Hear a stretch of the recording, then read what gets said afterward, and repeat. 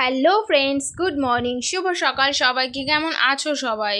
আমি ভালোই আছি। দেখো, রোজ রোজ তো নিজের মুখ দেখিয়ে রান্নাঘর থেকে ভিডিও স্টার্ট করা হয়, তো আজকের দিনটা আমার বরকে দিয়ে ভিডিও শুরু করলাম। তো সকালবেলায় চা দিতে এসে বসে গেছি, মানে সবাইকে চা দেওয়া কমপ্লিট করে বাসি কাজ কমপ্লিট করে চলে এসেছিলাম ঘরে। ওকে চা দিয়ে একটু বসলাম গরমের মধ্যে। সেদিন কিন্তু খুব বেশি পরিমাণে গরম পড়েছিল। ভিডিওটা তোমরা দেখতে পারবে মঙ্গলবার, কিন্তু ভিডিওটা ছিল তার আগের দিন, যে সোমবার, তারও আগের সোমবারের। তো দেখো, সকাল সকাল আমি স্নান করে নিয়েছিলাম সেদিন। আর দেখো, ঘরটার মুছে আসার পরে আমার পরিস্থিতিটা দেখো কীরকম। চারপাশ দিয়ে একেবারে জল ঝরছে, ঘাম বলবো না, মানে এমন পরিমাণে ঝরছিল মনে হচ্ছে যেন এইমাত্র মুখ চোখ ধুয়ে এলাম। তো যাই হোক, আর কি করা যাবে। সেদিন কিন্তু রুটি বানায়নি, ঘর মোছার ফলে এরকম অবস্থাটা দাঁড়িয়েছিল। আর তারপর দেখো, সেদিন এনেছিল পুঁটি মাছ। তো পুঁটি মাছ এনেছিল সেদিন। আর আমার শাশুড়ি রেডি করে নিয়েছিল, নুন দিয়ে কাটবে এটা। আর এই যে দেখো কি অবস্থা, চিড়ে কলা রেডি করে রেখেছি, খাবো। তো সকালে টিফিন আজকের আমার এটাই। আমার শ্বশুর হয়তো বা বাড়িতে ছিল না, যার কারণে চিড়ে কলাটাই খেয়েছি। উনি না থাকলেই রুটি করা হয় না। জানি না সোমবার কি না, আমার ঠিক মনে নেই। তোমাদেরকে সোমবার তো বলে দিলাম। তারপরে দেখো, খাওয়া দাওয়ার পর দুপুরে রান্নার জোগাড়ে চলে এসেছি। তার মধ্যে কেটে কুটে তো চলেই এসেছি, আর কি কি বাকি আছে সেটাও তোমাদের সাথে শেয়ার করছি। ডাল হয়ে গেছে, একটু ডাল সেদ্ধ রেখেছিলাম খাবো বলে।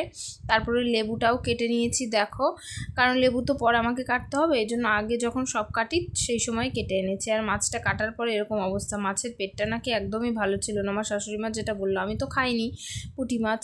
আর দেখো, কুমড়ো আগের দিনের ঘাটকোল পাতা বাটা একটুখানি ছিল, আর কুমড়ো কেটে রেখেছি। কুমড়োটা এখন ভাজবো। ডাল হয়ে গেছে, কুমড়ো ভাজার পর মাছগুলোও আমি ভেজে দিয়েছিলাম। তো ধোয়া উঠে গেছে।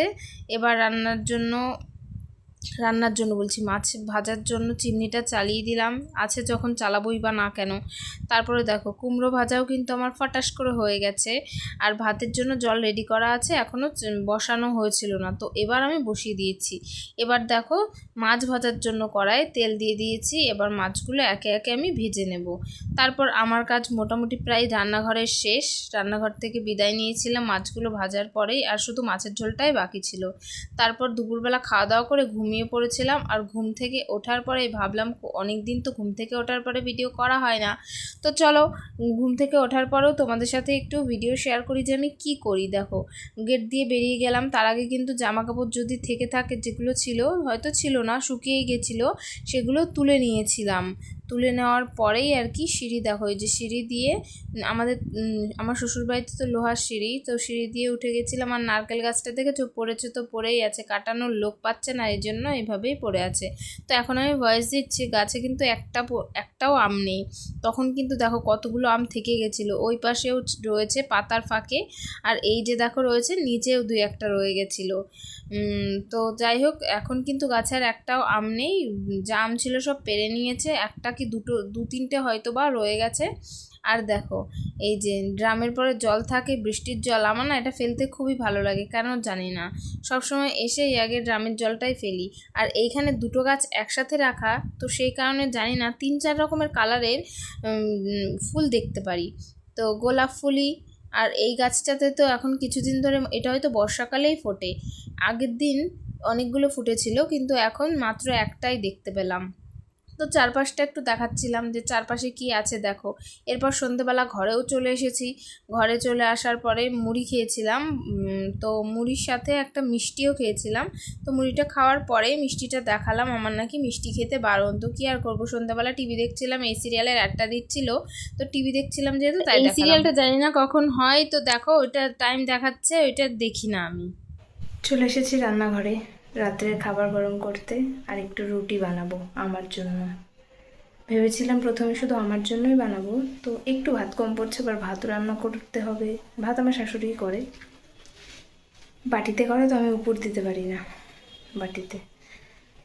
তো ভাতও করতে হবে, আবার রুটিও করতে হবে। ওই জন্য বরকে ফোন করে জিজ্ঞেস করলাম, ও রুটি খাবে, তো আমরা দুজন রুটি আর ওরা ভাত খাবে। আটা মাখা হয়ে গেছে। চলো আজকে রান্না লাস্ট পর্যন্ত তো দেখিয়েছিলাম না, দেখিয়ে নিই।